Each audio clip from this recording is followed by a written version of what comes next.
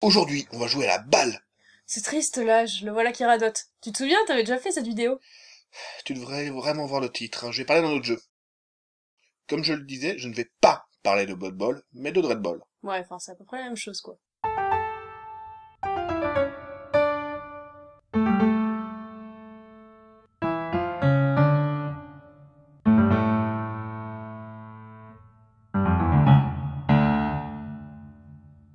Comme je le disais, je ne vais pas parler de Blood Bowl, mais de Dread Ball. Ah bah Yonk, ça c'est de la différence.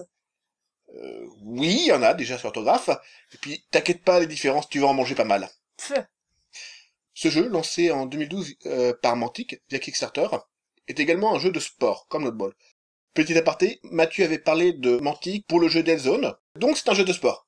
Mais forcément, vu l'univers où se déroulent les jeux dont je parle ici, c'est un jeu de sport matiné de baston. Et vive l'esprit sportif et le fair play. Wouh! Ouais, enfin la lutte est aussi un sport, hein. Après, je reconnais, on peut penser, oh, c'est Blood Bowl dans le futur en voyant ce jeu. C'est à moitié vrai. À moitié seulement? Là je vois un ballon, j'ai l'impression de voir des humains, des nains, des orques. Tiens, il y a même des hommes rats. Hmm. Oui, tu vois un ballon.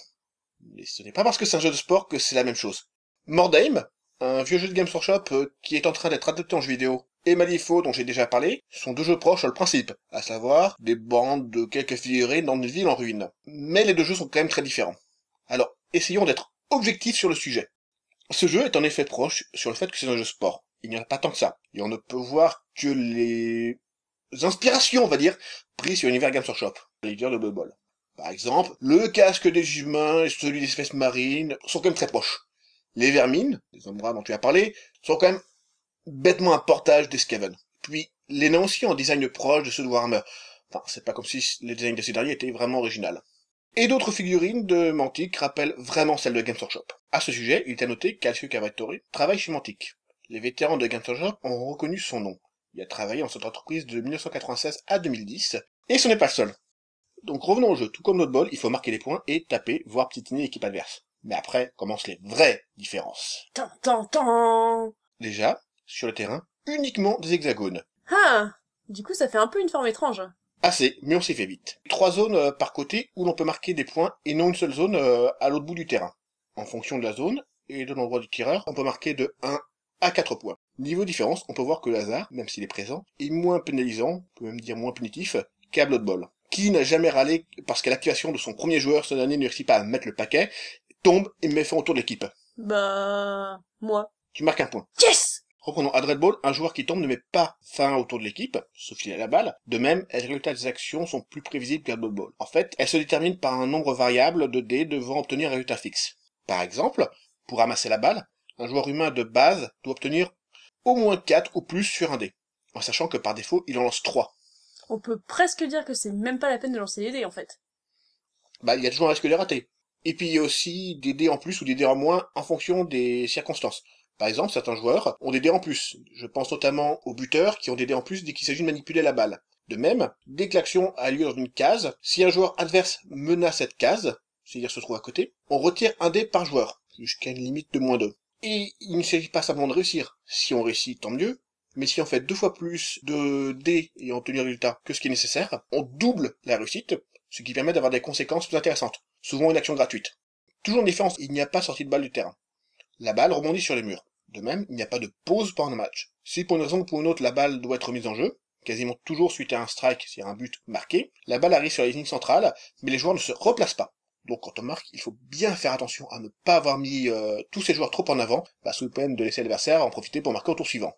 Alors, à ce sujet, le score est ce qu'on pourrait appeler différentiel. C'est-à-dire qu'il commence toujours à 0. Si une équipe marque 4 points, le score sera de 4-0 pour A. Ou simplement 4 points pour A. Si l'équipe B marque 2 points, le score sera de 2-0 pour A. Tout simplement 2 pour A. La partie s'arrête dès qu'une équipe a marqué 7 points, ou si à la fin du temps réglementaire, une équipe a plus de points que l'autre. En cas de score nul à la fin de la partie, il y a des prolongations avec mort subite, enfin jusqu'à une certaine limite. Autrement dit, les matchs nuls sont très rares. Un passage marqué en 2 tours, voire même un, est assez faisable et très courant. Même pour des équipes lentes d'ailleurs, vu que 2 des zones où on peut marquer des points sont très proches de la ligne médiane.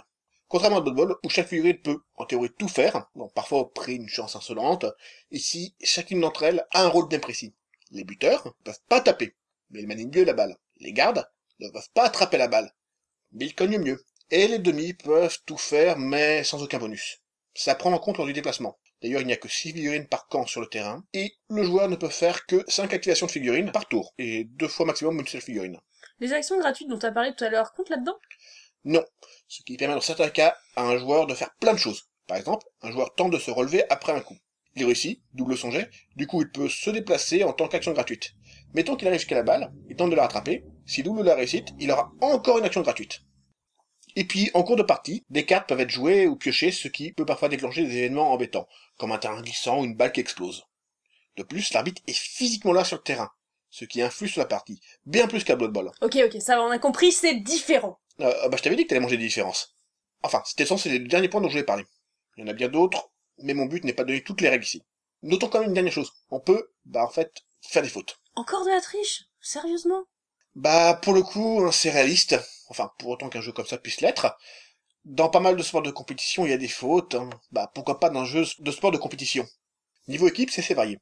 Il y a 16 équipes, plus une bonus liée au jeu Mars Attack du même éditeur. Alors, certaines sont moyennes en tout, mais mauvaises en rien. Typiquement, les hommes. Pas de femmes d'ailleurs? Encore un jeu réservé aux hommes? En fait, il y a une équipe de femmes, un peu comme les hommes, mais tapant moins. En revanche, leurs joueuses ont tendance à courir après les joueurs adverses. Je suis pas persuadée d'apprécier ce que ça sous-entend. Après, il y a des équipes rapides, des équipes de cogneuses, des équipes plus agiles, rien que de très classique. Ceci dit, il y a même une équipe qui ne peut pas taper, mais qui pratique un jeu de passe. C'est une autre façon de jouer. Il faut être honnête, si les premières équipes ressemblaient à celles de Blood Bowl, humains, nains, orques, hommes-rats, avec le temps, les nouvelles ont tendance à s'en éloigner. Il est vrai que le fait de pouvoir faire intervenir des extraterrestres permet une liberté totale. Sincèrement, le jeu est sympa, simple à apprendre et rapide à jouer. En une demi-heure, une heure, on peut faire une partie quand on connaît bien les règles. C'est au bout de 2 ou 3 parties. On dirait que tu le trouves quasi parfait. Ça me rappelle quelque chose. Pas vraiment. Le jeu a ses défauts, sincèrement. Contrairement à Malifaux, qui est trop parfait! Achetez-le! Ouais! Bref, prends-le comme tu veux. En fait, pour les défauts, c'est pas vraiment sur les règles de base, mais sur les à côté. Le principal étant les figurines. Elles sont souvent moches et dans un mélange de plastique résine, que les habitués de ma machine connaissent bien, dans lequel il faut élaborer encore plus. C'est long. Et pour un jeu de figurines, c'est dommage. Visiblement, il y a des progrès de sculpture dans certaines figurines récentes que j'ai vues. Le design est plus sympa, plus fin. Après, faut voir en vrai. Puis dans les règles avancées, ce sont les règles de ligue, c'est-à-dire le jeu avec évolution d'équipe, qui sont assez mauvaises à mes yeux. Par exemple, les champions, qui sont des joueurs qui peuvent jouer pour quasiment tout le monde, il faut payer par match pour les faire jouer, normal. Sauf que là, il y a un système d'enchère qui fait que même si on a la figurine et même si on veut le jouer, on n'est pas sûr, il suffit juste qu'un autre joueur ait payé plus. De plus, pour équilibrer une équipe forte et une équipe faible, les règles prévoient des joueurs gratuits pour l'équipe faible. Ah, je vois. Du coup, achète figurine en plus. Oui, mais ça c'est normal, il faut bien que l'éditeur gagne sa vie. Non, ce qui pose problème, c'est que si on respecte vraiment les règles, on doit tirer au sort les figurines à jouer. Du coup, on ne sait pas quel type de joueur, donc il faut en théorie acheter plein de figurines pour jouer avec ces règles. Les petits malins!